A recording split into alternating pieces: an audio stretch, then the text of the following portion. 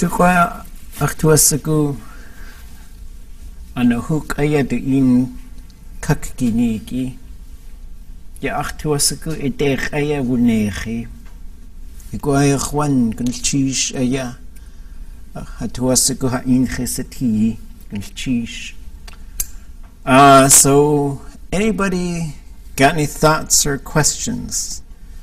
My proposed plan is to do just a few more pages of the little readings in Tlingit, go back and then go back to the hardcore brain work. We'll just sort of review this stuff. I'll throw in a couple more sort of things that I kind of snuck past. Anybody got any questions or thoughts before we do any of that stuff? Oops, that's the wrong one.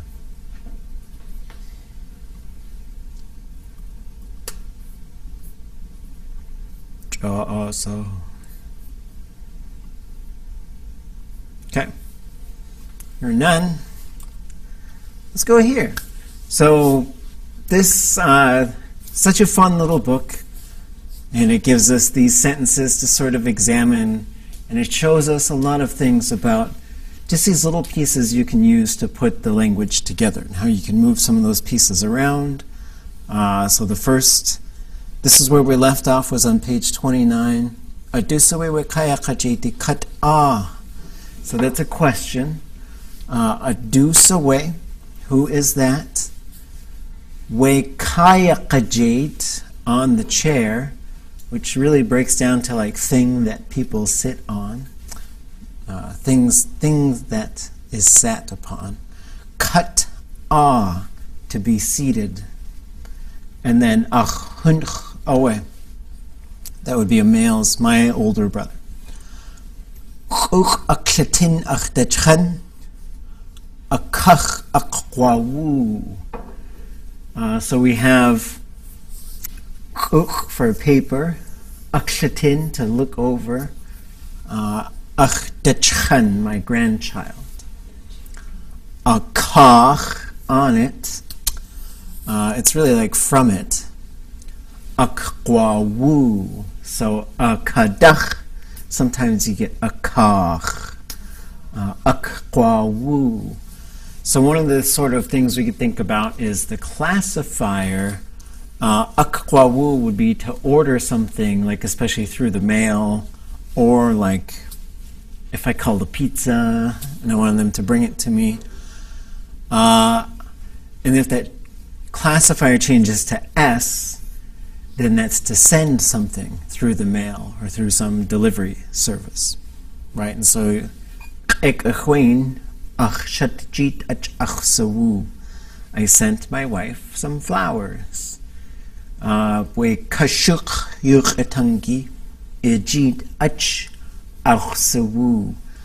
sent you an email.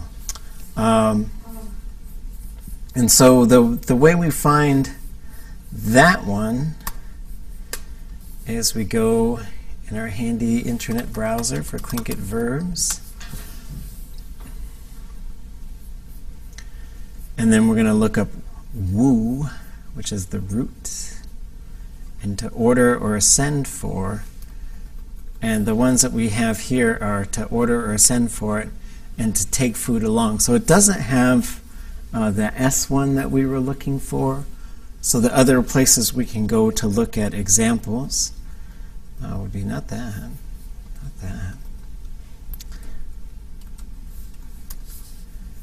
Would be the Tlingit Verb Dictionary. And so to look things up in the Verb Dictionary, we can try looking it up by the root. And so as we come back to this, as we look at these verbs, we see kat is the root to sit. Akwawu, wu is the root, and that's to send for something. Usk is a root to clean something. It's actually us. And then heat is the root to furrow or to write something. So we've just practicing finding those verb roots. So we didn't see it in Carrie's work, so we can go over here. In the Verb Dictionary, when you look at the electronic version, There's the two sections. There's English to Tlingit, Tlingit to English. Our favorite section is Tlingit to English. How do they alphabetize this section? Niche and story. Isn't it where in the mouth? Right? Yeah, front of the mouth to the back of the throat, right? So it's a little bit different sort of alphabetizing, but you can sort of get used to it as you look things up. And same with the vowels. And so here's woo, so we get to take a picnic, awesome. To send for or order something, usually through a catalog, and to send something often by mail. So this just gets adapted to email, and this one has to have this ch built in. It can't go away. It's just kind of frozen in there. So if we see it underlined in English, that means we can look up that word send, and we'll find the verb there. So this is how you move back and forth between the English and the Tlingit side. So we go here to S, we'll go down to send, and we get here. Sadly away. I'm going to send you some seal meat for you to eat, which is why it's being sent right to your mouth. I'm going to send it for you to eat. So akwasawu is I'm going to send it to you. Akwasawu, I'm going to send you some of it. Right, so this is I'll send you some of the coffee because I want the rest of the coffee. Ye each ageh adu sweich. Did somebody send it to you? Ask do yeet jich ausewu. So there's something that we should note here. When we see this, the letter A up above with the CH, and it says instrumental, this means there needs to be ch in there, unless you're putting something in there. So you could say, for example, tsadli awe ich ede ach a akwasawu. So we see how that sentence is put together. But I could just say, I'm going to send you coffee. And I would say, ka hwech akwasawu. Right? So that CH can go right on to the noun, but if there's no specific noun there, then the ch is in there. Go ahead. Is that because the noun takes the place of A? Yes, yes. And so the A actually just means it, right? The thing, right? And so that's why you have ask ch, do yeet jich ausewu, which is she or he sent some black seaweed to his or her son, right? Okay. Back to our little readings. Aya usk achit. Let's just try that one. Aya usk achit. Du kik a ye kau jakit.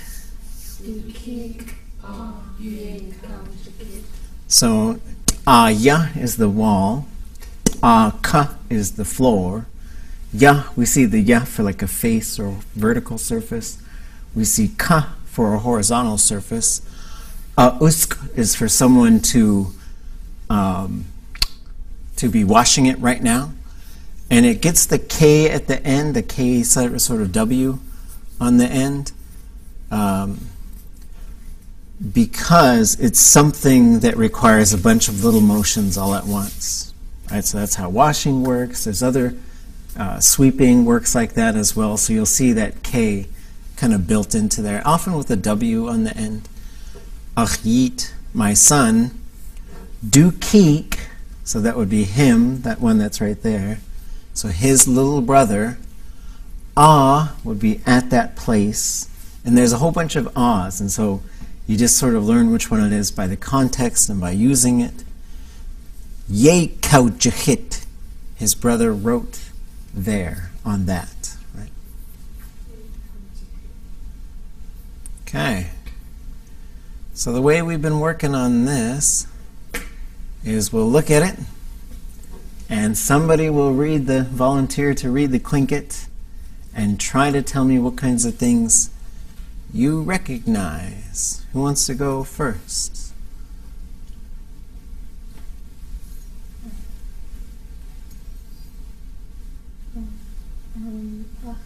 Yes, ye, jene, dachan, Okay. So everyone repeat after me. Ach jiyis ye jene ach dachan. Ach jiyis ye jene ach dachan. Aka achitku. Taka achit. Okay. Can you translate that for us? My grandchild is doing something. Yep. Anybody know ye jene? Work. And then what's the ach jiyis part? My broom. Not my broom. So so the yis part we should know is for, and then jiyis would also be. So ach jiyis would be for me. My grandchild is working for me. Aka achit.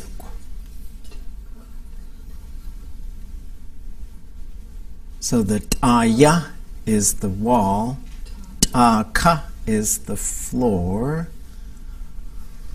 And we would write achit as one word now.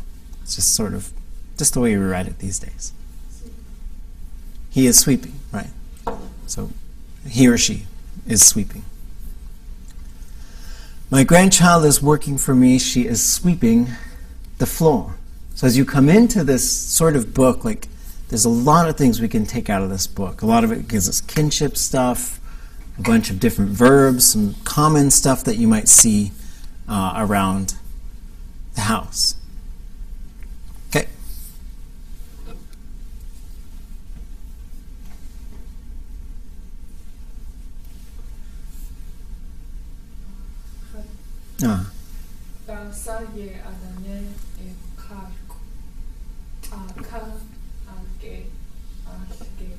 Okay.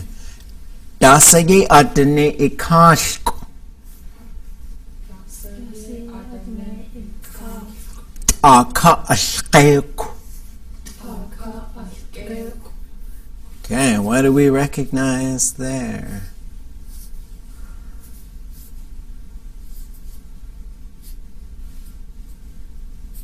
Floor is in there. Floor, so there's aka, and then the picture could probably help us out. And there's a kinship term in here. Can anybody tell me what ikash is? Oh, my uncle. No. Your paternal niece or nephew. Right? So this is, if you're a Ravenside person, your kash, it's all those little eagle kids. And if you're an eagle person, your kash is all those little raven kids. Especially the ones that are closely related to you, but technically all of them. And then if they are the same moiety as you, it's keshk, keshk, kashk, keshk, kashk. Has anyone gotten dog mixed up accidentally? Yeah, right.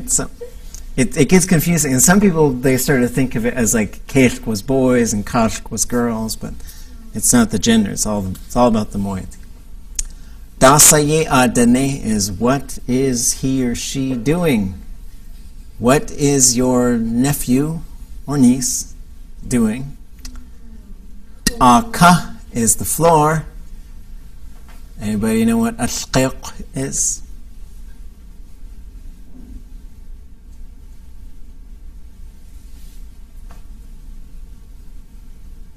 Anybody online? Ashqiq. How would we look that up? What would we look for? Okay.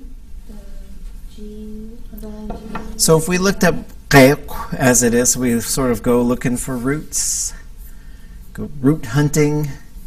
We see قين, قيت, قيس, قيش, قيش, قيش, قيق. It's it's a fun thing to just look up verb roots too. It's fun for me. قيق, قيق, قي, قي, قيق, or قيق, قيو, قيقج, قيق. To swing, قيق, to be stingy, but I don't see any, just underline G-E-I-K-W.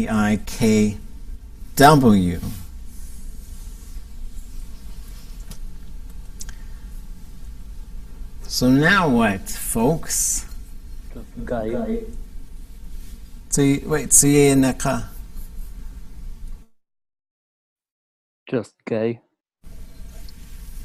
So we could look up K and say, okay, well, there was a K that's put onto these other things, like hit, there's a K put on there. If we go back to, I guess maybe that was the first one. So we see that KW, and there's a K right there, that K, same KW. So we could look up K, and that's to be bright, or fancy, or pretty, or fussy. It's kind of fun that fussy and pretty are the same verb root. Shakshake is to be pretty. Yashake is for something to look nice in the face. So maybe not. Polishing, maybe. So there's this thing where we have open roots and closed roots. So an open root means it ends with a vowel. A closed root means it ends with a consonant. And, oh, Ishan. I hope it, okay. Hope it gets better. Let's see, I'm all plugged in here. So, if you close a root, especially if it has a double A or a double O, they will change their shape. Right, so this is why you say chwasaku for I know, or you'd say ya nachsakwain, I'm beginning to know it. That's the same verb root. So you go from ku to quain. The word qoina, what does qoina mean? Towel. A towel. So qoina comes from this verb root. So the first thing you do is I would look up a G, underline G with two O's. And if I didn't see that, I'd look up an underline G with two A's. So if we go for qu, we get wipe, mop, or clean by mopping. This is where qoina comes from. So there's a couple of rules that are going to make you a little, these are just these little things that are going to make you lose sleep at night, or maybe gain sleep because you'll be tired. I don't know. But when you have the U, the double O, and you close it, that will become either qaiq for K, qaiq, or if you put an N on it, it's going to become quain. Ku to quain, qu to quain. This is just something that happens. And there's not a whole lot of them, but if it ends with this open ending, and it's a O, the double O or the double A, that's going to happen when you close it. Okay. So as you start looking up things to figure out what they mean, then these are just things that help, and then you start to recognize it after a while, and you also start to learn more verbs as you do this stuff. What is your nephew doing? He is wiping the floor. So ashqaiq is to wipe, hit is to sweep. So ahit. So you're getting these verbs, and what you can do as you start to learn some of these patterns is to start figuring out what happens to say, I'm sweeping, you're sweeping, they are sweeping, we are sweeping, somebody is sweeping. Okay. tayak. Oops, let me move this over a little bit.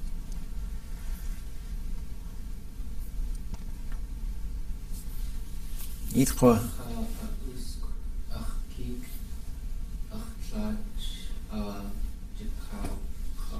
Okay. Ka usk achkik. Let's try it again. Ka usk achkik. Achtlach ajikawaka. And then you always gotta keep in mind if we encounter new sentences and we try them out, we gotta just sort of look at the tone, what's going on with the tone. Okay, what do we recognize here? My sister. Yeah, my little sister. So, when we see keek, once we see the image, we know that this would be a woman's younger sister. If you say keek, it's a gender-specific kinship term.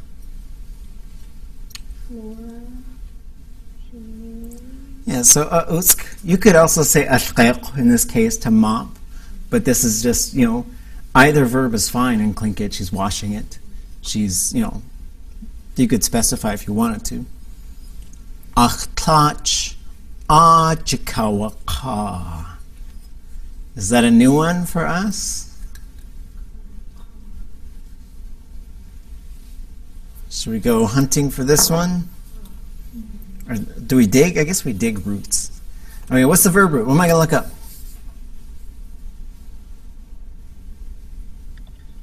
Ka. Yeah, we're going to look up ka. And we should see that there's two prefixes on there. J for hand, ka for a horizontal surface. Okay? And then is the wa, the u, the y, the a. That's the perfective marker. So we know that something happened. And what is the achtlach? I know what clutch is. Repetitively? Not repetitive. That's a really good guess, because there's a ch that comes on. If the ch comes on the end of a verb, it's repetitive. It's like one of these all the time types of things. If the ch comes after a noun, that means one of two things. That's the person who did it, or that's what the person did it with. So when we saw the ach thing, yeah, the doer, ye'aweh. My mother is the one who did this. Achtlach ajikawaka. So now we go into, so we're going to look up, what are we going to look up? Ka, that's right. We'll do it in the verb dictionary. It's probably the fastest way, I think, to look up verb roots. So there's the underline K. We could just sort of, it's fun to just sort of learn more verb roots too. This is something I'll keep stressing. You gotta dig into this stuff. You do whole language by trying to talk to people. You do whole language by trying to listen to recordings of the old people. And then you also dig into this stuff. There's so many verbs. There's a verb like to be skinny, and here's a verb for something to creak. Qeeq is the sound that your feet make when it's really cold and you're walking on the snow. Anyways, so we get the double E to EI to double O, ka. So now we get a whole bunch. This is a verb that has a whole bunch of things. There's some verbs that have a whole bunch of different entries. So the way we get from a verb root to different verbs is by changing the classifier. So the classifier could change from like, I'm going to order it, I'm going to send it. So sometimes the classifier is just saying we're specifying who's doing this thing. Sometimes the classifier will change to just have a different kind of type of related action. Like yeyawaka would be like he or she said. Yeyawsaka could be like he or she promised. So it's just a little bit different. So the other way then there's two other ways we can change, and so they're totally new verbs. You change a classifier, that's a different verb. Right? Not to just change the shape of it, but to just go to a whole different group. The other way is you can start adding thematic things. So you see kaya ka, we see yaya ka, we see yasa ka. So by adding a thematic prefix on there, we have changed it to a whole new verb. And then sometimes we can add some specifying things in front of it that make it this, that gives it this very specific meaning. So what we're looking for is j, ka, ya, ka. So this is the way they write. The classifier is written as ya. Nowadays we would write that as 0. The classifier here is written as si. These days we would write that as just the letter S. So then we see there's a whole bunch of different, so we can see to send, to say, to confess, to suggest, to scold, to state the facts, to confess, charge, tell, promise, criticize. This is one for setting the price of something. To insult, to tell, to announce. Jikayaka, we found it. It's right there. Jikayaka, to instruct, to give orders. And so this is a really good sentence because the mother gives the orders, right? The kid doesn't give the commands to the parent because then they end up on the street. But so then we can look up instruct to get some examples of this verb. So we'll go down here, and this is, it's a bit of a just sort of like looking up stuff here and there, but just sort of using this little readings as a guidebook to help us get us into the verb dictionary. I think it helps because like, oh yeah, I want to look up this specific word. Oh, I want to see how they're using it here. And we'll see there's a couple different ways you could do it, and it's right here. So to instruct to do something, right? Yuchat kade a kajaka waka ya ka naku. He instructed them to take the dead bodies out to the island. That's a hardcore sample sentence. So that's probably from a story, maybe, I don't know, like the murderer.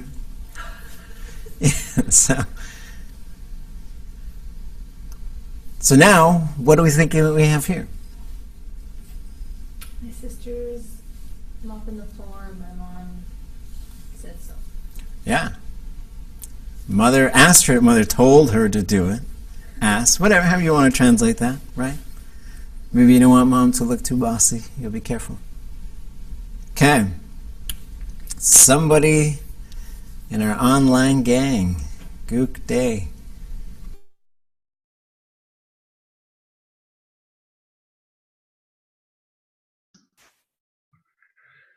Dasa ye adane esi ach ik na adi usk. Hey, and are there parts that you recognize in there? What there adane esi your sister? Your daughter is si. And then ach ik, oh boy, na adi na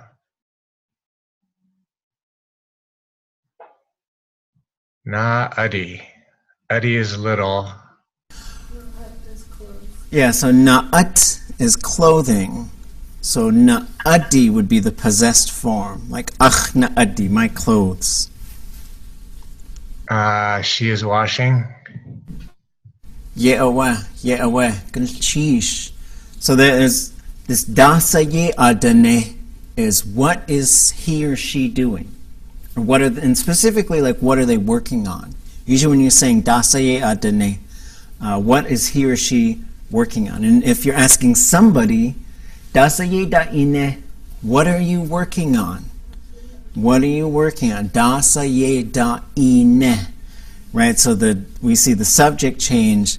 We also lose the A on the front because that's a third person object, right? What are you working on? So dasa ye adane is si. What is she or he doing, your daughter? What is your daughter doing? Ach ik na'ati usk. She is washing my brother's clothes. And for the super mega bonus points, what is the relationship of the person who just answered that question to the kid? And how do we know that?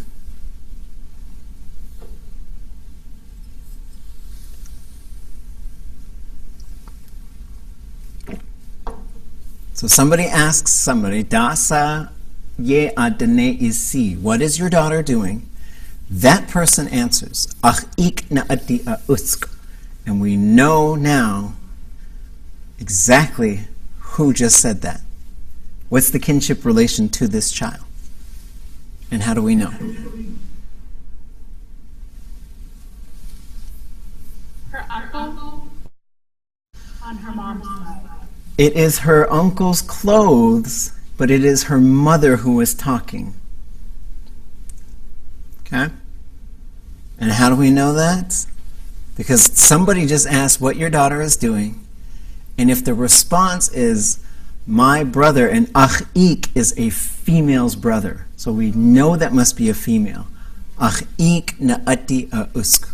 She's washing, and you could translate it as she's washing her uncle's clothes. That would be another translation, right? Because we just know this kinship system. We know how it works.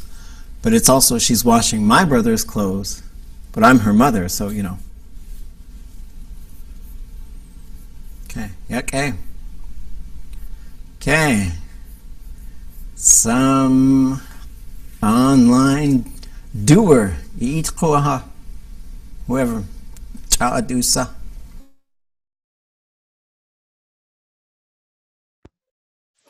Daseye adane ishat. Gone.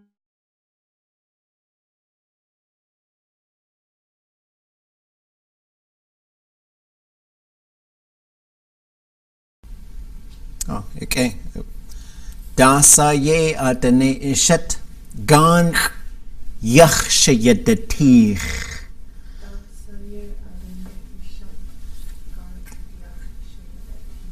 Okay. So ayatiskin, what do you recognize in there?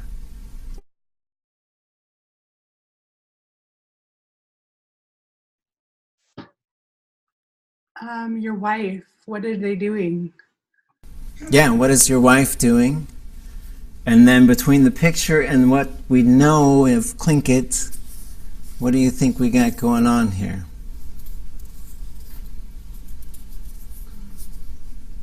And if you're not sure, we can open up. Let's just open up for everybody. What do we recognize in this second sentence? Hanging up clothes to dry. Yes, right? And so, gone, well, she is hanging clothes outside. Right? And so this is another good verb. Those of you who might want to work in the smokehouse, for me, give me all your fish, you know, whatever. So we go in, so we see sha, ya, da, tir. And so this is where Tlingit, we start to make it more digestible. Because sha, ya, da, tir might be a little long for us. But if we see the sha, the ya, da, tir, that might make it easier. So we should know just by studying the stuff and looking at it, there's a verb root right there. The da is the classifier. Da ti, that just makes sense. Da ti, right? Because once we see that da. So that means that ya is that vertical surface, and sha, what is that one? Top, the head or something? The head, yes, by the head, right? So this, and so as we go to look for this, so we'll see this tir part, and we're going to look up, we'll start with the t's, and we go down to t, and t, there's a few different verb roots for t, and then there's a million verbs within them, right? So the biggest one is to be, and it's not to be, so we're just going to skip that whole thing. Sometimes they got them sort of lumped in there. But it's this one, which is to kind of carry something.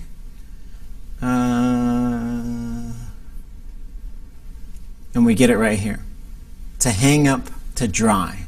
This is how you're going to hang your fish, especially if it's going to drape over something. Anything that kind of drapes over something, that's kind of what it has to be doing. That's why the head part is in there. And so let's just look up hang up. And so these are other things that as you're sort of exploring Tlingit, the other thing you should be doing at this point is getting in here and then also saying, oh, but there's all these different, the logic of Tlingit continues to reveal itself. Like to throw something, there's a whole bunch of different ways. To hand something, there's a whole bunch of different ways. To hang something, there's different ways. To hang things in clusters, right? So we get Tseqaititan, Kachi, Chastiqwas. Bats hang down in groups and clusters. They're hanging from the ceiling. Hit Kachi, so Kachi, so you got, there's usually hit in front of it, but you just say Kachi. Hit ka is the roof. Hit kach ye beneath the roof is all it means. Could you use that to describe like grapes or fruit? Yeah, like berries and stuff that hang together. That one would work great for them. Although here's what it says, especially berries. I didn't see that one. Okay. So then we get strings. Achtlechwes. Sorry. It's hanging there. String, rope, cobwebs. And then we have another. So it's the same verb root. But then what this one has. So this is again the categorization modes of Tlingit. For things to hang in a cluster. For strings. And those strings are still clustering together. But the berries and the grapes would have the ka, which is the round, for round things to hang in a cluster. And so whatever, Tlingit just always, it just likes to do that stuff. And then this is attaching to something specific. Kis yu du sagu at adek du hwest. They hang things called rings on it. And we see that rings, it's actually the same word as bracelets. To hang a person, oops, that's in there. And this verb means to pull something up. So it's kind of interesting. To hang down, gashu. It's hanging off the cliff, something bulky, something slender. This verb root means to extend. And then we get here to hang up to dry. And this is the one that we're looking at there.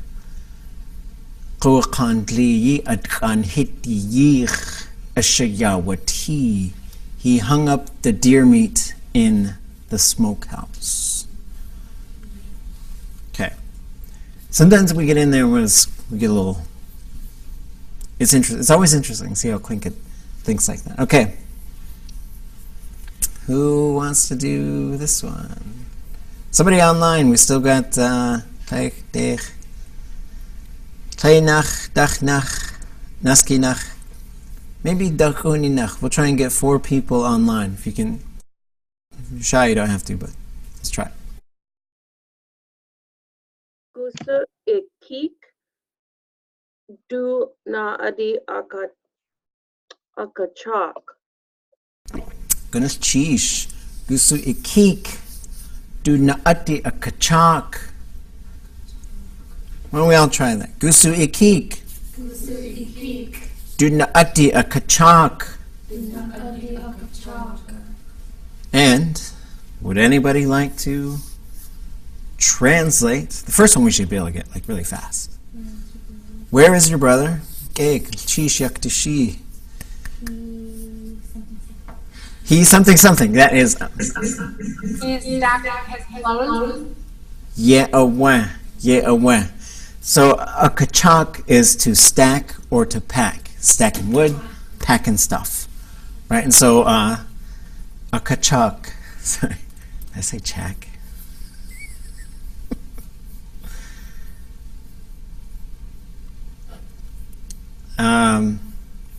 So if we look it up, we can find it right here. Right, to pile away neatly, food, clothing, firewood, to pack, to lay on top of one another. So that's how you... I really wanted to get a picture of Chuck Norris stacking firewood, but I couldn't find it. I just really had like something great. And then, you know, so pack or pile, we can look up pack if we wanted to. So again, this is how we just keep cross-listing this stuff. Ka shukat yan kau de Chuck. He was through packing before the others. There's a really, really fascinating way that this gets put together. Because if someone were to ask me how to say this before I found it here, I would probably try and say something like shukwa, like the first one, or that's how I would start to think of it. But the way that Tlingit thinks of it, so there's two parts to this. Ka shukat, and then the second one is yan kau de Chuck. So the first thing is, let's take care of the verb. So kau de Chuck is to he or she packed it, piled it, stacked it. The yan in front of it means to completion. Yan kau de Chuck. He got done. And then you would say yan akawa Chuck if you say packed it. But we're not going to worry about that. The second part is ka shukat. And what that means is out in front of the people. In, like literally, like shuka means to be in front of something. Ka shukat would be, he was out ahead of them. And in that particular context, it works. Right? In other contexts, in the Tlingit way of thinking, you might say something like, he or she wants to be ahead of everybody. And that means they're trying to make themselves really important. But in this case, kashukat just means ahead of everybody. So it's really interesting, like as we sort of come back into, these sample sentences are fantastic. There's really good stuff in here. And so as we sort of just look at this little readings book and come back in here, we find all these little gems. He's putting his clothes away. And there's lots of ways. There's so many ways you could translate this depending on the context. He's piling his clothes, he's packing his clothes, he's putting them away. Right? And then we use this verb because hopefully he's not just doing it any old way. He's a little boy, you know, a little bigger. Somebody is folding him up. Okay. Somebody online who didn't go yet. Gook. Gunda atiu, the keek away itu. Sheesh. What do we know about this one? Book from school. At the school, he or she is reading. Yeah, so what we get skundach, or skundach, however we want to say it. Skundach. So this is, so you would say, if you said skun atu, or atiu is how the cake peepin would say it, some of the southern folks, maybe some folks in Teslin. But if you said skun atu, he or she is reading a book at school. But when you say skun dach, that is affecting only the noun. Right? We would expect that to be a book from school. Right? Skun dach. So now it's talking about the quality, not just the place where the verb is happening, but where this, skun dach. So you could just say, a book from Texas dach. It's a book from Texas or whatever. And then to keep away a tiu. This is why you see ku'at shatiwu for teacher, but also ku'at shatuwu. So that's a dialect thing, whether it's tiu or tu.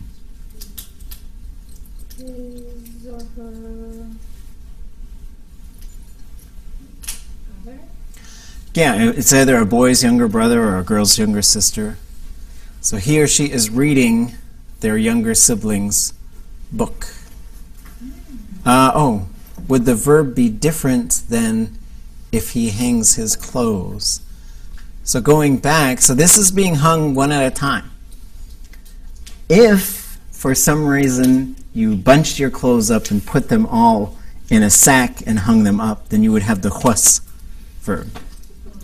But this one, when you say, when you use this particular verb, shayadati, or when you use that verb, it's to hang something up specifically to dry. So that's why I like dried meat, smoked fish. That's the only way it would be different is if they were all bunched up together. Okay. She is reading a book from school. She is reading her sister's book. Okay. Okay. Somebody else online that didn't go. I think we're getting close to everybody. We might have just a couple left. Dusisk sitayi ayaqi akhayit ayawaqit. Goodness, cheesh. That's great vowel length. Let's try this, everyone, because there's a fun verb in there. Dusisk sitayi ayaqit.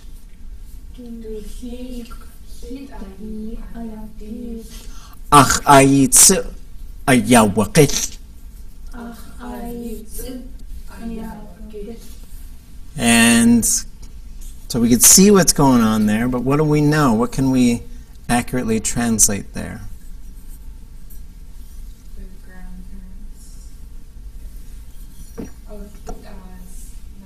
His or her grandparents' knife, right? It's getting, in English, it's kind of, it's interesting to say, grandparents' knife. Ayaqit. From the picture has to do with sharpening? Yes, it's sharpening, right? And so how would we translate that first one? What do you guys think? He is sharpening his grandmother's knife. Ye awe. Ach ayitsu ayawaqit. He's sharpening my knife too. Yes, mine too. So mine, and so this is also a way that Tlingit works. You don't have to say knife, you just say ach ayi, my thing, that's mine. But we already know that it's a knife, right? It's not going to be like a hatchet, right? It's probably going to be a knife because we already said knife, so we're thinking ach ayi, mine as well, right? Mine as well. But we go from ayaqit to ayawaqit. What has happened to the verb?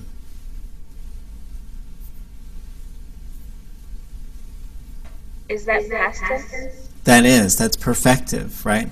So he also sharpened mine. And after we do this conjugation stuff for a bit, we're going to start looking at verb modes.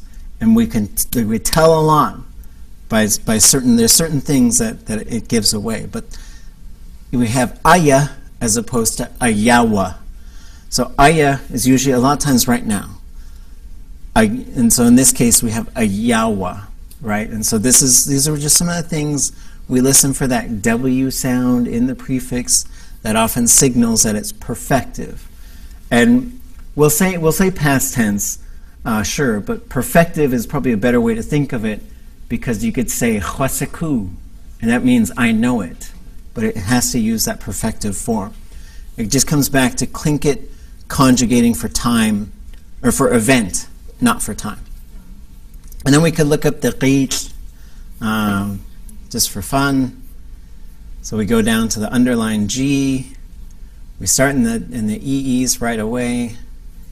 And then this is fun. So qeet is to be dull or blunt. Qeet is to file or to sharpen. Or to polish. Okay. That's probably the last one, and then we'll take our break. Anybody not go? Did everybody go?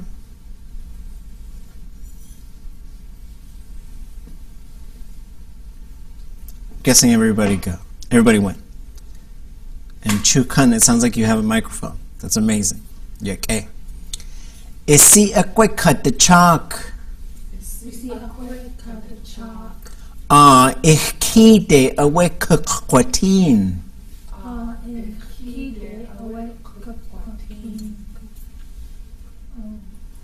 What do we have? Translators. Is your daughter packing? Is your daughter packing? Yeah, and so the akwe part, so this is where it gets interesting, right?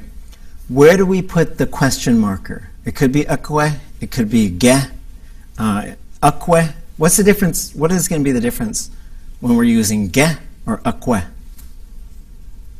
Is it that? Yeah, akwe is that, is it that? And then ge would just be yes or no. Right? So the first thing we say is once we see the akwe or the ge, the thing right before it is what's being asked about. So if we say, without any verb on there, if I said, isi akwe, what am I saying? Is that your daughter? Right? So in this case, it doesn't matter what he or she is doing. Isi akwe katachak. Is that your daughter who's packing? Is your daughter packing? Isi katachak again. Because now it comes after the verb, because I'm asking about the verb. Yes or no on the verb. Yes or no on the daughter thing. Right? So this is the mystery of the ge. It took me a while to sort of iron this thing out. And this reading actually helped me a lot. Because we'd see things like, is that your daughter that's your auntie is holding? Or whatever, you know. So there's lots of things you could do. Right? Is that your daughter with your... is that your daughter with your mother? Isi akwe itain. Is that your mother with your daughter? Ita akwe isitin. Right? So, and then we got the verb, and then the verb doesn't usually get the akwe, it gets the ge, or the age. Okay, excellent. Ich kide awe kakwatin.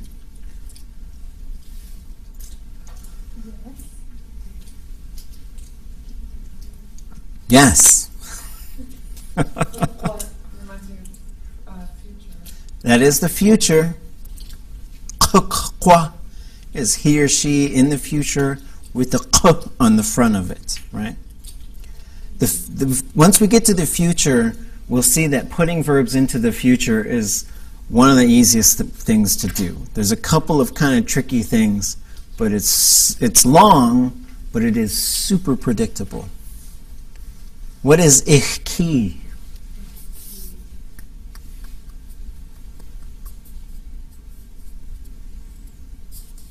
Is the X in ich ki like chat or is the I? No, so ich ki is not a verb. Okay, because I thought it like that's where. So you can go na ki or ich ki. If we want to go to cold country, we go na ki. If we want to go to Hawaii, we go ich ki. It's generally translated as south. It literally means downstream. Right? So ich ki, south. So now what do we think the verb is? Yeah, it's traveling, right? She's traveling, she's going down south. Right? So whenever people are using motion, you could say ich kide kakwakuch. She's going to drive south. Ich kide kakwagut. She's going to walk south. Ich kide kakwashich. She's going to run south. Ich kide kakwadekin. She's going to fly, maybe with wings, whatever, but in a plane as well. Ich kide kakwatin. That's just traveling. Maybe in a boat, maybe in a car, maybe whatever. She's going. Right? So the other ways are specifying what type of motion. Okay. Yuck, hey, this is such a fun little book. Like, I'm sure some of you have probably seen it, but I didn't know about it. And then the Alaska Archive Library was scanning a whole bunch of stuff, and they just said, "Hey, have you seen this?" Jim Samar down there sent it to me, And I started reading it. I was like, oh, I'm going to use this in a class. It'll be so wonderful. I'm just so thankful for the things that these people of the olden days, of a while ago, left for us. Okay.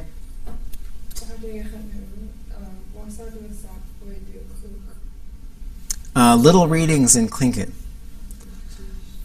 But we're probably, I would say, we're about 3/4 done. Once we're finished with the whole thing, I'll put the whole thing up there. I'd prefer not to do it now because I like to sort of figure out as we go the thing. But once we're done with it, then I'll put the whole thing up there. And I'll put the slideshow up there too, if you guys want to use this to help show people stuff in Tlingit, to help teach. I think these ones are really good for the kind of level that you guys are at. And you guys are doing awesome stuff with this, figuring out these verbs. Okay, let's take 5 and then we'll come back and do It's a Conjugation Party.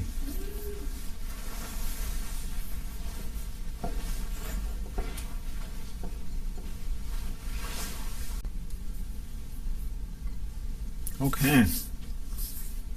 Any thoughts, questions about some of this, any of this stuff?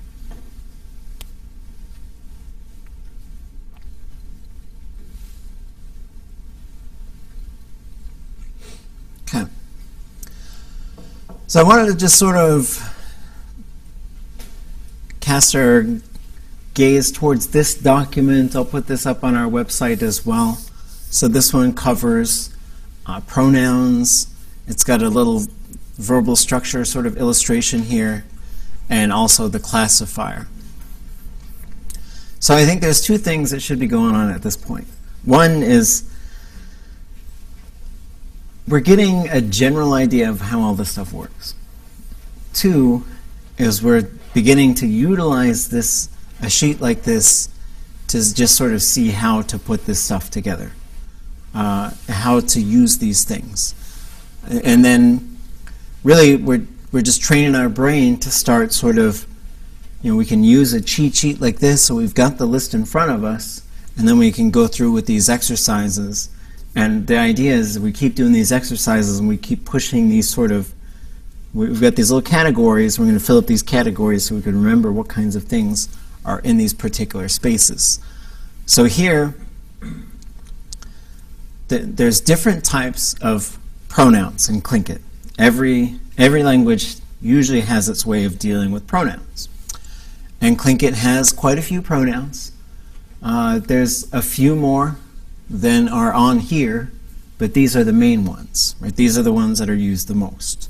There's a few other ones there's some fun ones, like, this person we've been talking about, and then this other person who we haven't been talking about. But we won't deal with those ones now. We'll just deal with this list here. So I guess first of all, we'll just sort of look at here, like sometimes I'll use a code for this. Maybe I'll zoom in since we're looking at this stuff.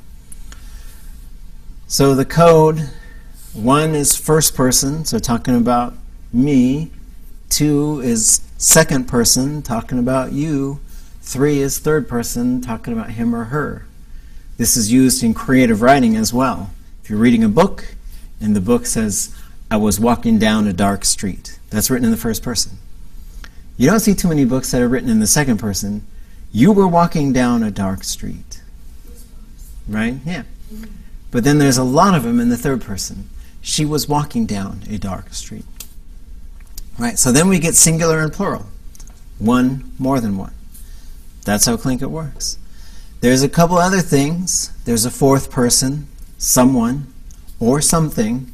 Fourth person human, fourth person non-human. There's a reflexive, which means to the self. And then there's reciprocal, which means together. Those are the main groups, right? There's also a third person non-human, right? And this is animals, things. So the first category of pronouns is independent. Independents are the only ones that have tone. All the rest are going to be low tone. These ones they're not used directly connected to anything. So the most common ways is, one is sort of clarifying who, like, or so, you might say, Kakwe de tuasuku khatqa chayu. He wants coffee, but me, tea. Right? Khatqa wa aqqa huqqa. So sometimes that little thing, q'a, is used to just say, we're talking about this person. It really means like however, although type of thing, but it can also come right after one of those things. Huqqa. Or it could be used like aya or awe. Knock on the door. Adu sawe, khataya. It's me. Khataya khone. It's me, khone. Chakhataya, I'm just me.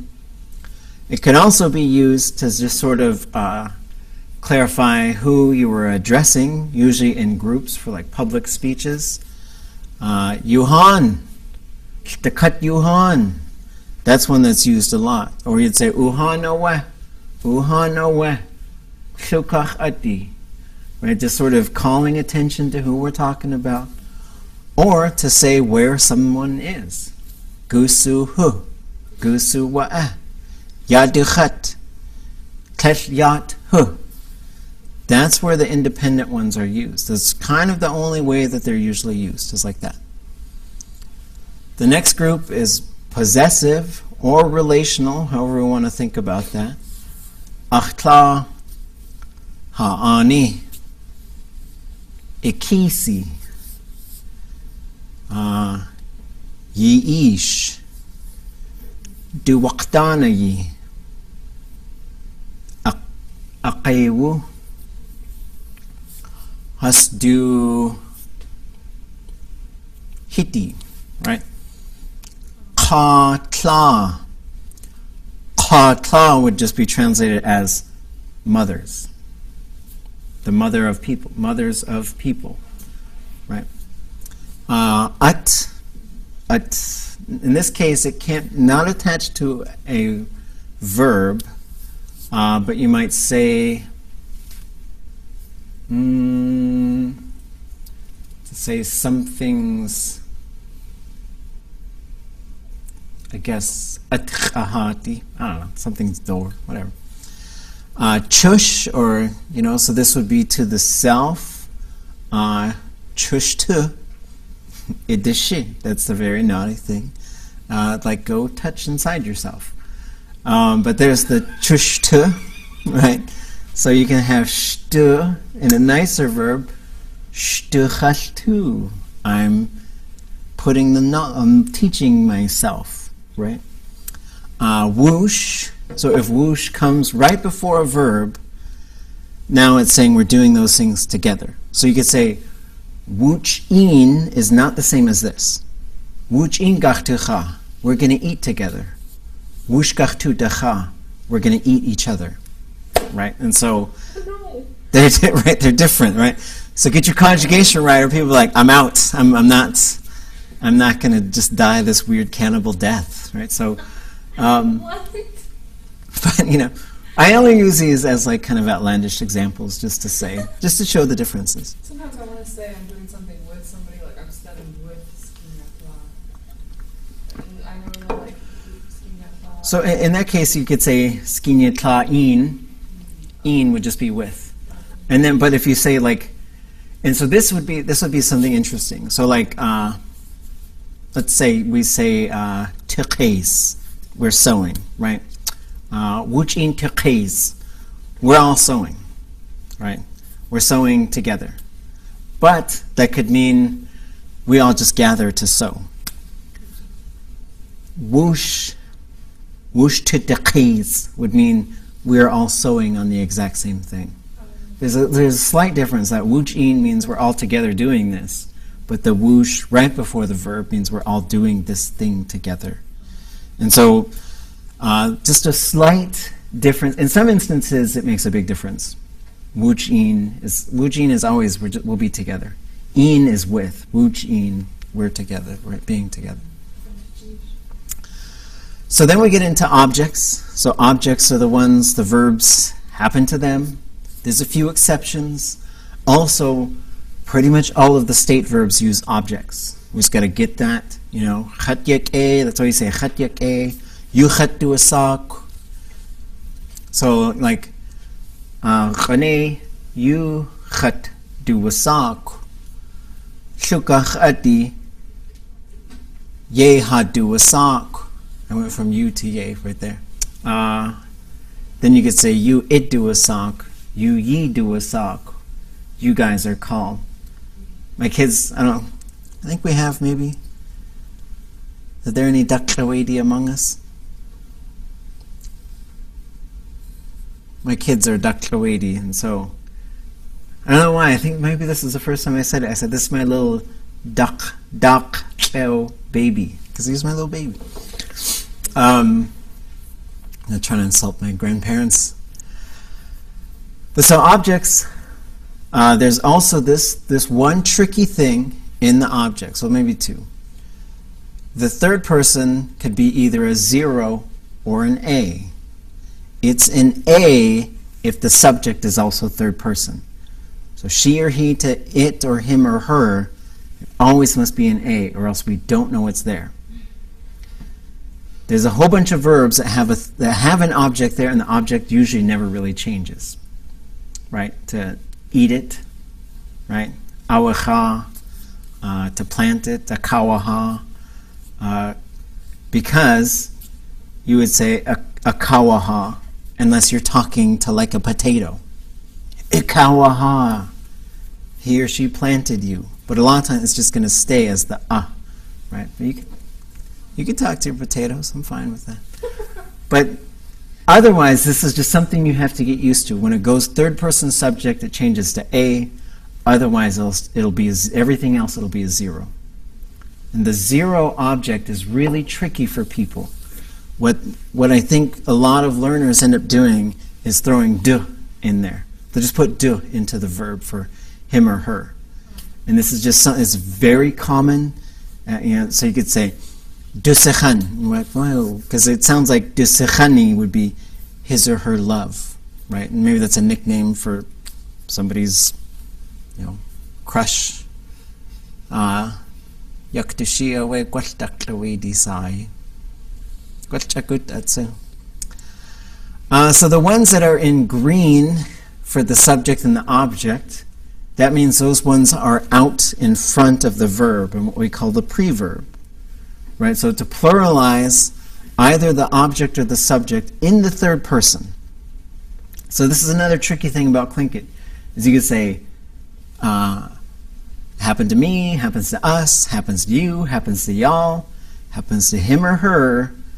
But for any of the them business or the they business, we put hus on the outside of the verb.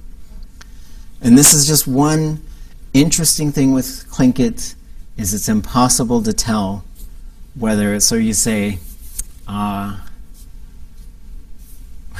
gotta get some non-violent verbs. Has asachan. There, that one's not violent at all. So, has asachan.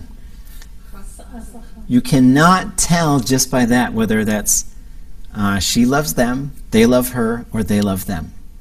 It could be all three of those. And you just gotta, you get some context. Like, we already get the story, but then maybe it's gotta be maybe it's kind of important, right? Especially once we start getting into, no, we won't go there. So is that one for like when you've already established who's in the story? Like if you're telling a story and Raven's like, Raven was doing this, da da da, and then it would be like that kind of relational. Yeah, or like, this one guy was fighting all the Russians. He killed them all, right? And so but in that case, and so there's different things you could do. So what you could do is, like, let's say we're talking about some people. You say, oh yeah, my mom loves them. You could say, Hasawe achtlach hasasachan. Now we know it's the mother doing the loving. Achtlach. Otherwise, you might say, achtla away has, or husch away. Achtla has asachan. They're the ones who are doing it. They love my mother. And it'll get complicated if you say that group of people loves my parents, right? Just don't say it. I'm just kidding. Okay. So moving through our object list, we get ka or k. For here, I would say it's mostly going to be k, unless there's some weather verb that had like kuyak a or kuwak a, kuwati. That could technically mean like wasa kuwati, how are people? But we would usually say wasa ka yati. So if there's a weather verb that has that thing, the k in there, you'd usually use the ka. Otherwise, it's usually a k, like kusakhan, love of people. It's just love. Kusakha, eating people. Right? So kusakha is a cannibal. But that's how that word works, is that k is in there. At is something, and it also has, at is such a powerful word in Tlingit. It just means something. But this is where at-u comes from. That first that's the object, at-u. Shaki at, that's a noun. It just means a thing on top of the head. But we know that that's an important thing. All these clan names, Shlukach Adi, Dak Eo Adi, which becomes Dakklawedi. All of these clan with Adi or Adi in the name, they got the at the end of it. There's also certain things that there's just these meanings that get attached. So you could say atana, he or she is drinking it. Could be water. Or when you say atana, that usually implies that they're drinking alcohol. So it just goes right to this alcohol kind of thing. There's this other thing they'll say atsati. And it means it's something, but the translation is like, it's really important. Like it's really something. The other way is atsagu, which is, I said something that was close to that, and the speaker was like, "What'd you say?" I said, I can't remember what I said. I can't remember how. But they said, "I thought you said atsagu," and I was like, "Well, what's atsagu?" And they said, "It's sex." And I was like, "Oh, but that's not what I said." But you know. Does not mean the nation's thing? No, because that na is the upper body. Oh, geez. But yeah, there is a na, which means a nation or a tribe. Ye'ah. So ye'ah. So that's a combination of two things. Ye, with the high tone marker, on its own, and whenever you get into like, what do these things mean, you might talk to a speaker and they'll tell you something, because that's how they think of it. That's how the language works, because they just grew up with the language. But when we start sort of taking things and sort of putting them together, the one thing I don't want people to do is be talking with the old people, and they'll tell you something and you'll say, "Oh, well, this dictionary says something different," right? Like, you just got, the language is inside of them. But the ye on its own really means like thus. So when you say ye aweh, you're saying it's like that.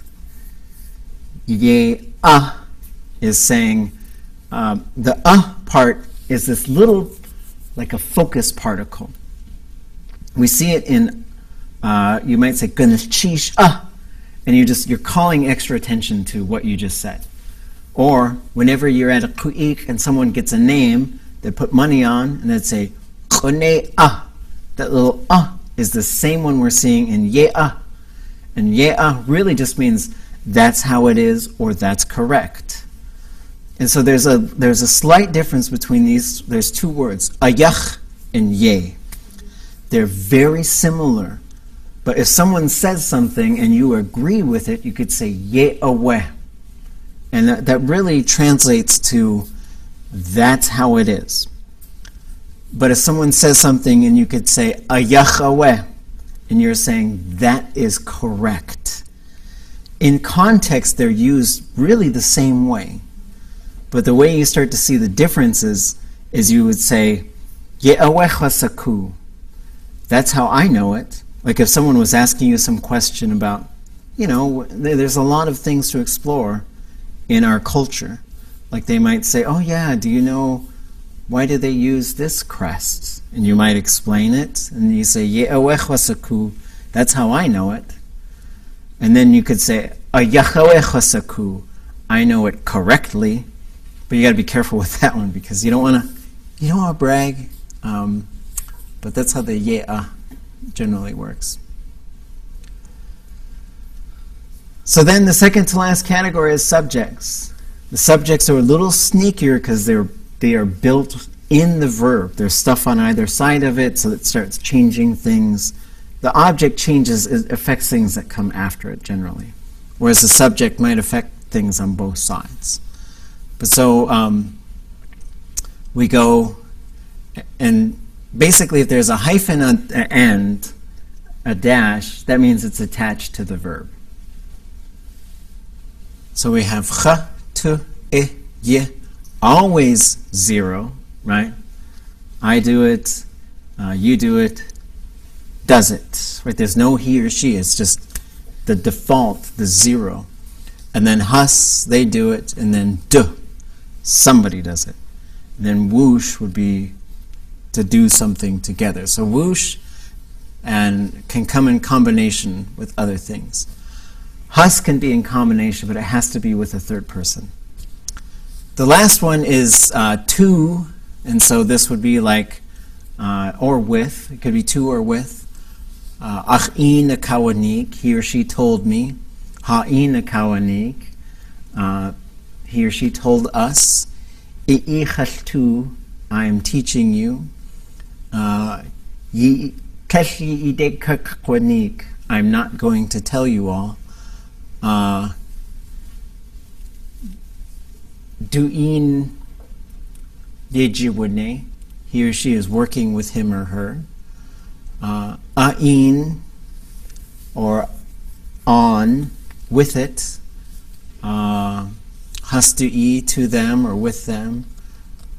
Kun, or ka'in, to people. At'i, to something. Chush, to the self. Whoosh, to each other. Okay, that was a lot of explaining. So getting into, there's our little readings. Just getting back to our verb monster here and thinking about this Tlingit verb. Like there's all this stuff, but when we start to see it in practice, and we start, as we're sort of piecing these things together, we also have to practice whole language, we have to take breaks, we have to just sort of understand that there's this sort of building block process that goes on. Your brain's getting tougher, it's like working out. And so I just love coming back to stuff that the old people would share with us. You improve it by using the Tlingit language. Right? So this is such a critical concept for us. We spend time, we talk about it, we look at it, but we have to start using this stuff. And so the idea would be trying to write little short stories, trying to go into the published stories and seeing what kinds of things you're able to break down and identify. I want to know how this thing works. How does that thing work? And then it comes back to this sort of structure: preverb, object, thematic, conjugation, subject, classifier, stem. That's the way it goes every time. The thematic stuff is optional. Sometimes there's no object, sometimes there's no subject. There must always be a classifier and a stem. Here's the objects: chat, ha, I, yi, zero or the ka or k, ut, and chush or the sh. It's usually just the sh. Plus d, that means when we look at the classifier, a classifier exists in a group, and once it's in that group, it can move it can move in different directions. And what that means is it'll go minus I if the verb hasn't happened, plus I if we're talking about the verb has happened, right? Hasn't happened, happened. Hasn't happened, happened. That's one of the ways that Tlingit takes care of that. The plus D minus D, it could be a number of different things. It could be we kick the object out and we're just talking about doing the action. Khatu, I'm reading the book. Khadatu, I'm reading. It's a little bit of this, a little bit of that. The other way it goes plus D is if the subject is also the object. So this is where it gets a little tricky to have a conversation. This is why you say wushuk adudli atk, people talking. So we have the dli right there. So one thing, we start looking at this chart, and it's so abstract, but if we just keep looking at verbs, and we say, what is the classifier? Oh, it's a ya. Oh, it's da. Oh, it's zi. It starts to sort of internalize, right? So if we're doing something to the self or doing it together, we end up going into that plus D category. Okay. So here's some examples. So with the verb to be good, to be fine. Khat A. Khat A. Hayak A. Iyak A. Yiyak A. Yak A. Kayak A. Atyak A. Hasyak A. Okay, so there they are, right? So this is just sort of, and there's a bunch of different state verbs. Like we can look at, if we just looked up, like to be strong, right? So if we look up strong, we're going to get seen, and we'll get powerful. So we see them all listed right here. Chatlitzin, Ichlitzin, Chlitzin, Hachlitzin, Yichlitzin, Haslitzin, Kochlitzin. People are strong. We can go to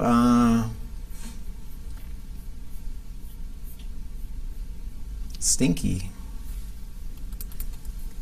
Chatlichan, Ichlichan, Shlichan, Hachlichan, Yichlichan, Haslichan, Kochlichan. People stink. Somebody stinks.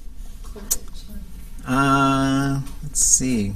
Oh, let's get tired. Even though we have banned this verb from the class, we can use it in this. Oops. So, to be tired. So this one it'll be in the perfective, but still you see it goes the same all the way down. Chat wudahwet. Iwdahwet. Wudahwet. Howdahwet. Yudahwet. Haswudahwet. Kudahwet. So we'll see that there is a similar verb where the classifier changes, and that's to exhaust somebody, right?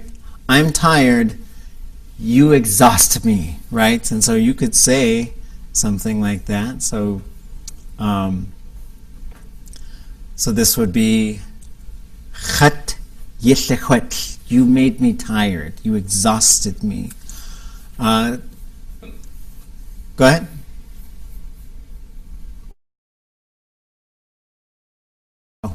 Okay, thought maybe there was a question out there. But there's a bunch of different state verbs. So if you think of to be in a certain state, to be good, to be fine. So if I told you Yannick is sick, who thinks they could go through all of these and say with that verb? Anybody want to try it? The verb is Yannick, and it takes an object.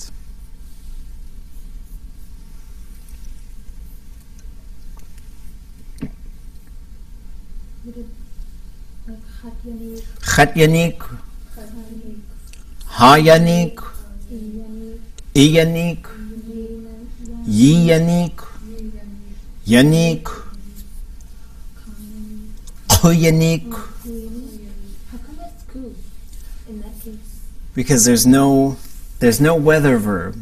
Because if you say kuwake, we think of the weather. Okay. So like the ku, because it's one of these things where like there's a few different verb prefixes where there's two different things that sound exactly the same.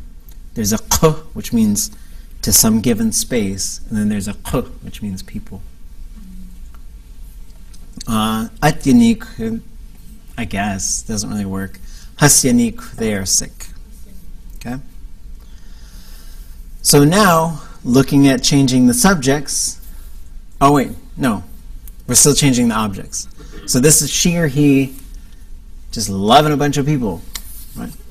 Khatsikhan, Hasikhan, Isikhan, Yisikhan, Asikhan, Kusikhan, Atsikhan, Hasasikhan. So that's just changing the object in that particular one. So the next sort of thing we can look at, so looking at sort of left to right, is the thematic. And the thematic has 3 spots. You could technically have 3 things in there. It's very rare. And then there's more than this, but these are the most common ones. So in space number 1, you're going to get k, which is relating to a space. This is the weather one, but also like kudziti, which is to exist. Ka, which is compared to. And whenever that one pops up, you're always going to get this other prefix, which we call the irialis. So you're going to say, yage is there, that yage could mean big or many. Right? So it's big or there's many of them. But if I said, I saw a speaker and they named all of the houses that they had in their clan on a particular given area. This was up in the Chilkat area. And when they got done, they said, Yekuge hanakahiti. That's how many houses we have. So the Yekuge would be, so Yage could mean it's something big, like a big table, a big chair. But if I said, I went like this, I was like, Yekuge, it's this big. So that's using the comparison one. Then we have J, T, Sa, Sh, Da, K, E, or Ka, Sh, Sh, and A. Those are all pretty common. Those are all in this one sort of spot. And so what I mean is like there's these 3 things. You think of it like a wheel, and you could put something on that wheel. But once that wheel has something on it, you can't put anything else there. So you cannot have sh and da. You shouldn't be able to have those in a verb. You shouldn't be able to have j and t. It's got to be one or the other. But you could have j and ka, and you could have sh and ya, right? And so this is just how the sort of Tlingit verbal structure works. And then you've got ka, and ya. So there are 3 types of ka that could be in a verb, but you can only have 2 of them. So let's get back to this one where we're actually putting a bunch of these together, starting with being dirty. So here it is. So we say, this is what we call the verb theme.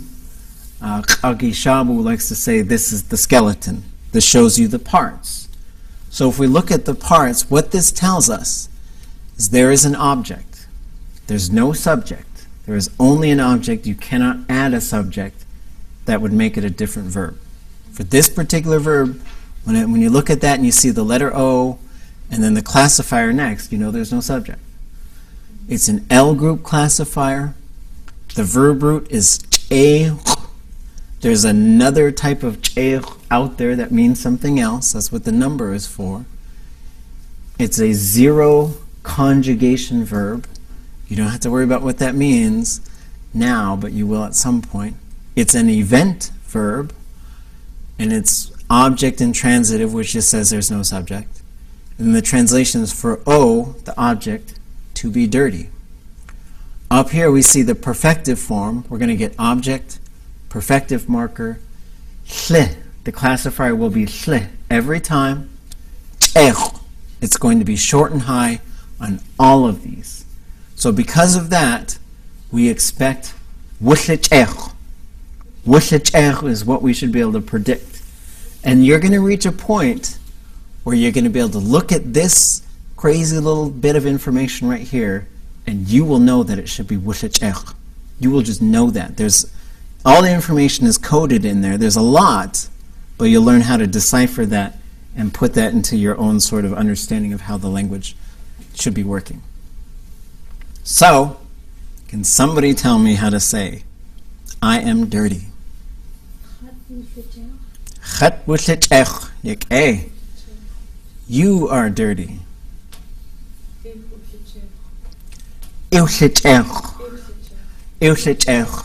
So when the object ends with the object, so this is again the open-close conversation. Open means there's a consonant, and so it doesn't affect it. But if it's open, it will just grab onto that thing and it'll cause contraction. Contraction in a verb is predictable.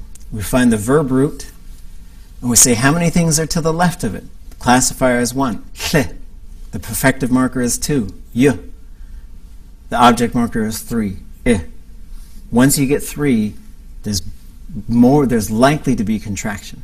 If you get more than 3, there has to be. And that's why chet kind of doesn't, it's out there, right? But the ones that end with the vowel, they're kind of in this in-between zone. He or she or it is dirty. Wushlich. We are dirty. Anybody online want to try it? Haushlich. Cook. Haushlich. Gwaske. Yeah. Gonna cheese. Haushlich. Anybody want to give me y'all are dirty? You shlich. They are dirty.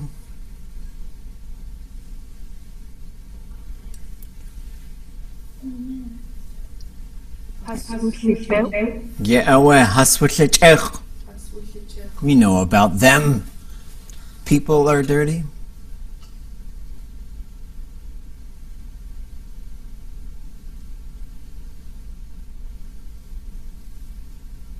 There's no dirty weather, so we're going to get so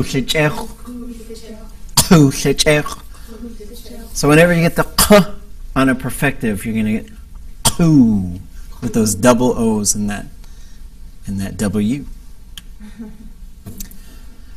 So now we'll jump to a different verb. So here's the object. So again, what information is given here? There's an object. There's a subject. And then the little s, there's an S group classifier. That means we cannot, once the object and subject are there, we cannot take them out. They have to stay in there. And so this means that at some point we're going to get that letter A in there for the third person. And then E is the verb root. It's 0 conjugation. It's an act verb. It's transitive. Transitive means there's a subject and an object. And it means for S to cook, O. Again, this is one of those verbs where the object is there, but it's usually going to say third person, right? You're not going to say, I'm going to cook you. Maybe you will. You can say it to the crab or something. I don't know. It's not very nice. But. So, yeah. So you would just put like a noun in O object? Like if you wanted to say seal meat, you would be like sadli khat si. Yes, and so you could say sadli, but the thing with Tlingit is it doesn't replace it. Okay. You're just specifying it. So it's just additional information. For example, just like we say, in English would say, he ate it. But then we'd say, we could replace those with nouns. Jim ate the cheese. But if that was Tlingit grammar, would say, Jim, he ate it, the cheese. So the pronouns never go away. But we can always specify. So we're going to get an object, a perfective marker, subject. The classifier will be se every single time.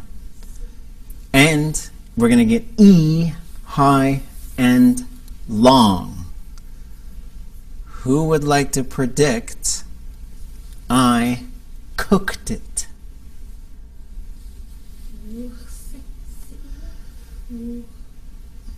No. Not quite. خاصئي Yeah, away. Khwasa'i. Khwasa'i. But you are totally on the right track. Perfective, y. Subject, kha.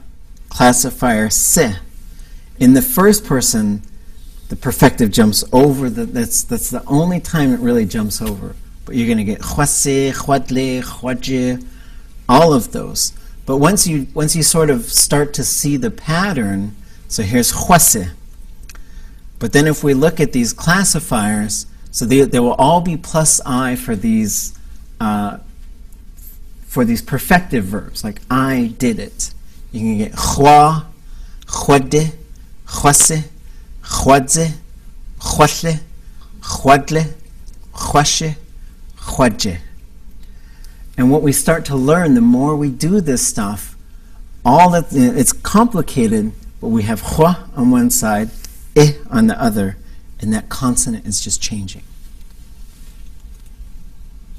So, khwasa'i, somebody want to tell me you cooked it? Yosa'i. Yeah, away. Yisa'i. Yisa'i. So the perfective second person is going to be ye. Right? So this is why one of these other sort of little, just kind of common things that people do is they'll say isekuge with just the letter I. But that to know something, we should be saying yisekuge. There should be the Y on there, right? Yisatin, you see it. Yisa'i, you cooked it.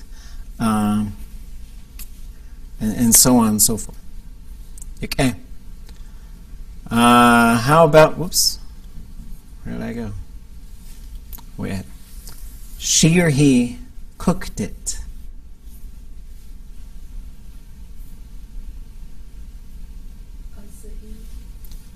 Ausa'i. Ausa'i. So that perfective marker drops in there, so ausa. And same with this, you're going to get yide, yishe, yishatin. You saw it, right? Or you were watching it, sorry. Ausa'i, we cooked it. So we know the ha is the object, so hausa'i, we got cooked, right? That's what the hot dog said. But for us to do it, what should we get? وتسئ Wutusa'i. So same thing. Wutuse, wutudle, wutuje, wutude. There's a lot of options, but they follow this the patterns. We just learn these. We're in this pattern building sort of phase right now. You all cooked it.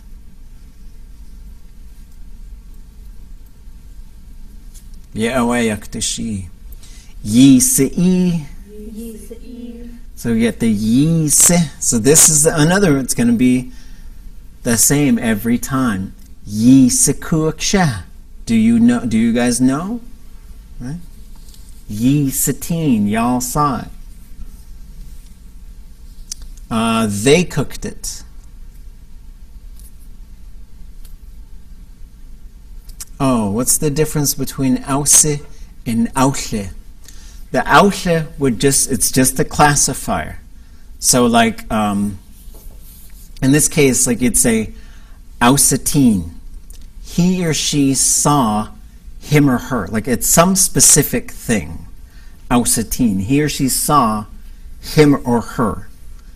Or this, like some specific dog that we were talking about, or some specific house, like they beheld it, they saw it. Ausetin. He or she watched it. Right? So the classifier change sometimes says instead of it happening, somebody did it. Or sometimes it's classifying something. It's this type of thing. And then hausi'i, yeah, we got cooked. That would be, hopefully we're all laughing about it later, because otherwise we're in the happy hunting grounds, unfortunately. And, yeah. All right. Where am I? Oh. Has ausi'i. So this one, here's a little trick. So whenever you've got the third person, when you get the third person plural, all you're really going to do is put has. You're going to just put a has on it. Has ausi'i. And then it was cooked.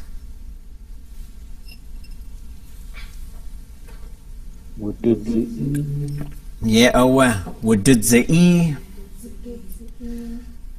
So here's another sneaky rule. Whenever you have the fourth person, all non-zero group classifiers. So when we talk about these classifiers, come back to it, there's the zero group and there's everything else. That's just how Tlingit works. The zero is kind of the default. But whenever you have the d, fourth person, like du wasak, people call it this. Whenever it's a zero group, it must stay minus D all the time. Whenever it's a non-zero group, which would be S, L, or SH, it must be plus D. Right? So you'd say, Chwasetin, I saw it. Wududzetin, it was seen. I want to get a better... I guess, Chwashetin, I watched it. Wududletin, it was watched.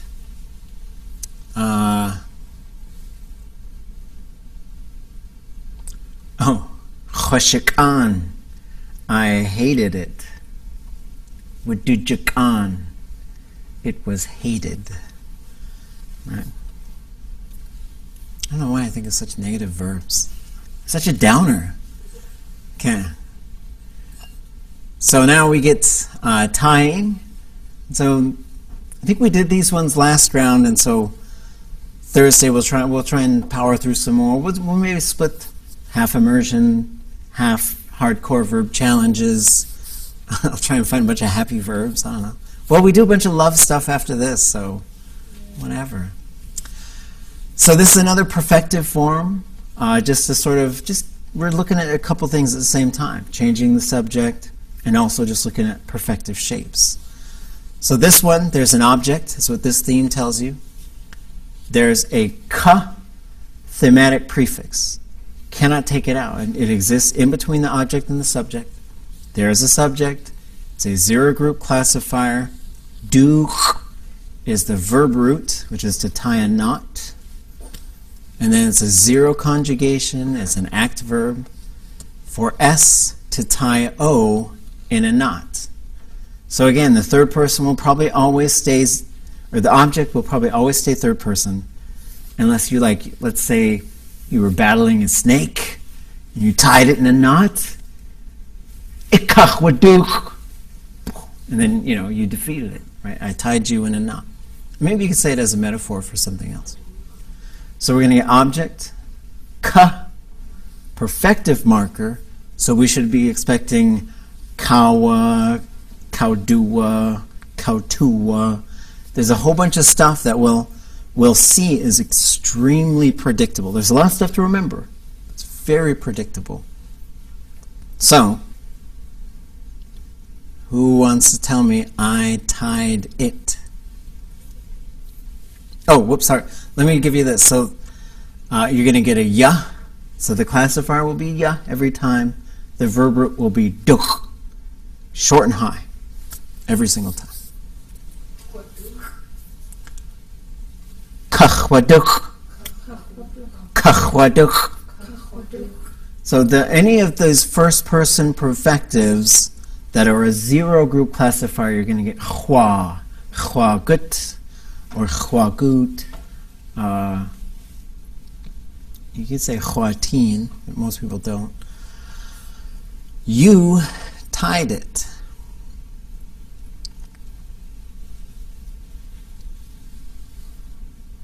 This might be where we left off last time.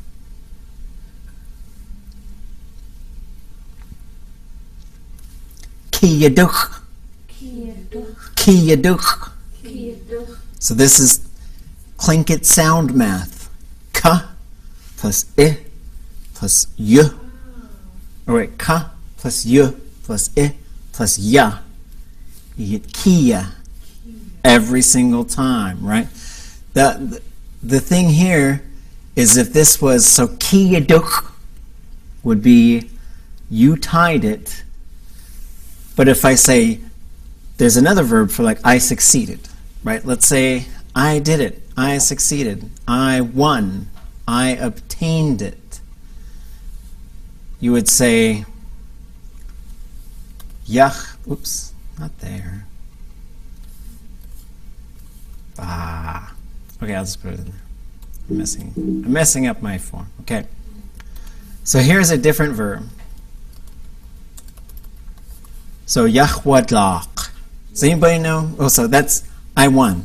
I succeeded. I obtained it. I defeated somebody. It can mean any of those things. So then we see kachwa, yachwa. The front of that is exactly the same, except we go from ka to ya. Glach. It's going to stay long and low like that. So how about you succeeded? Instead of kia, yiya. Yidlach. Right? So it's pattern building. And there's a whole bunch of different things, and it gets complicated, but once we see the pattern, it reveals itself. Okay. She or he tied it. We're going back to this. The duk.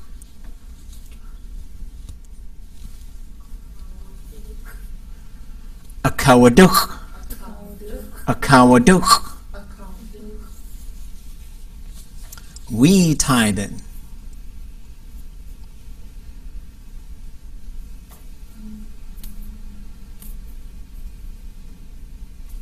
Kautuaduk.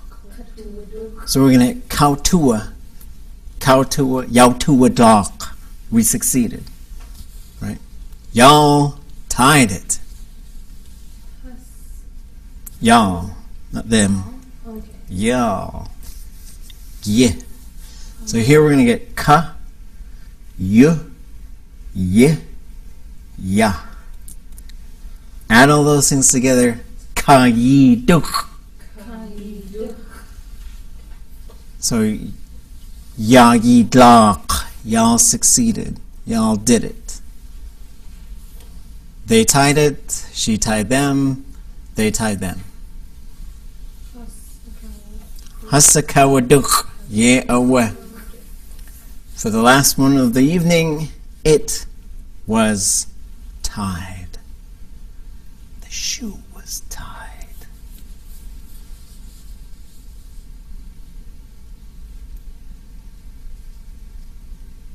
Kauduwaduk. Oh, I might have interrupted something. Kauduwaduk. It was tied, right? And so the way we translate that fourth person varies depending on sort of the verb, but it's usually like the verb happened. It's usually just how we translate it. Any questions?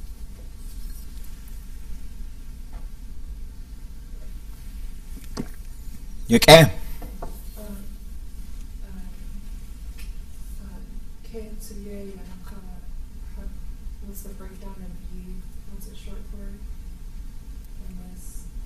Yeah. Oh, the yi part? So when we have ka, yi, duk, we get ka, y, the perfective marker, ye, the plural second person subject, ya, the classifier, duk, the root. So we got 5 things, and we also have a 0 third person, right? But it's there, but it doesn't affect the sound. So there's 6 things in that one verb, and this is the Tlingit smash game. Is everything gets smashed together into these little verbs. This is the magic part. This is where you start figuring out. You start unlocking this stuff, and then you start just adding adding verbs to your collection. But even though there's a lot here, and it might sort of get you frustrated or tired, once you start seeing the patterns, then you can start gobbling up verbs a lot faster, because you're not trying to just remember a bunch of, this is the transition from memorization to construction. Was there a question out there? Yeah, I have one. Okay, good. Up in the right-hand corner. And then that first line, O, Ka, S, 0, Duke. Up in the right-hand corner is perfective form. So what's the other one? What this is saying is that we're going to look at this verb all in the perfective form. So there are other forms, and so perfective means, so if we look this up, here's duk, to tie, and then we can click on the yellow here and look at it, and we see these are, when we say verb modes, there's imperative, which is a command. Tie it. You're commanding someone to tie it.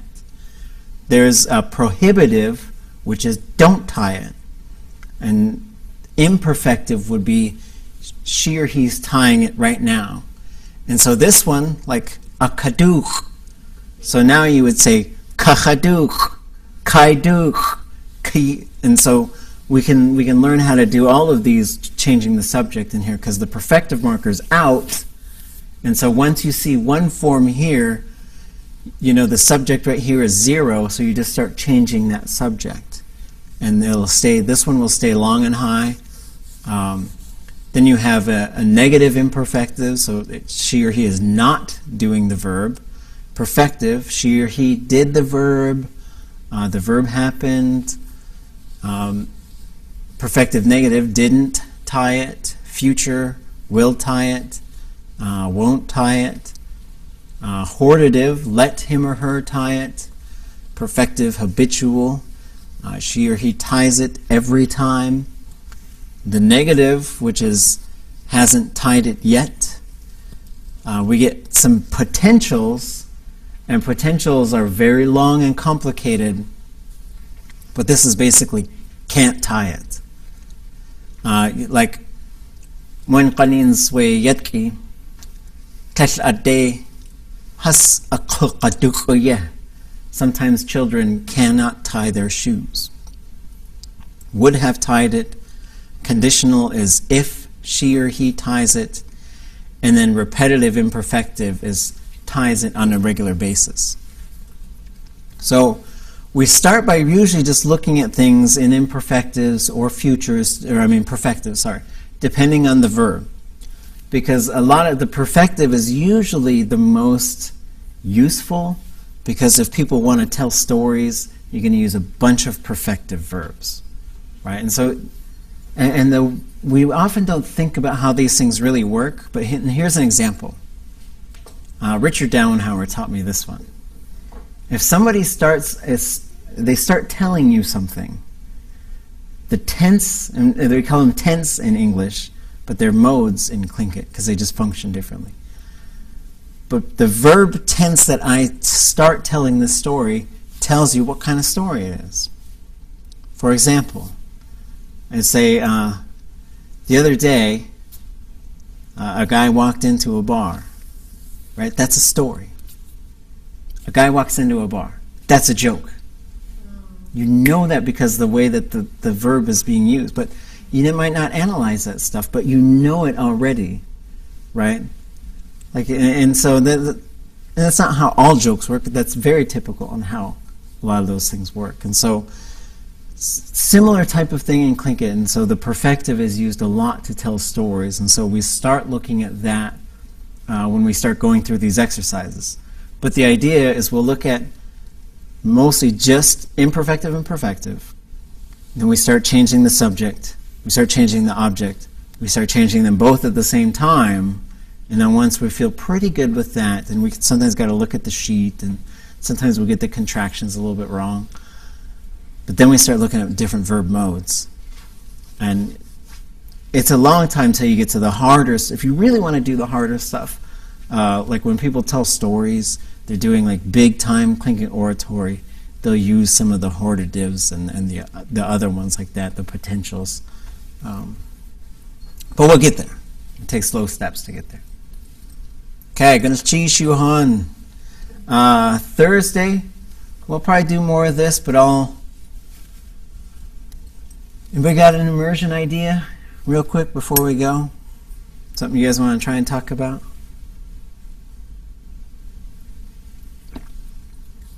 I would like to talk about who your clan is or your people, where they come from. Let's start thinking about that. And we'll go over, I'll put up some things on the slides that, well, we won't use English, but I'll have an English translation there. But it'll start talking about going places, moving, and doing things like that. We'll look at some examples from beginning Tlingit. So maybe we'll start with more of these object-subject combinations because we're in that area, but then we'll move into just a conversation about coming, going, migrating, living, all these different things. Yewek and Chi Shuhan Uch Ah.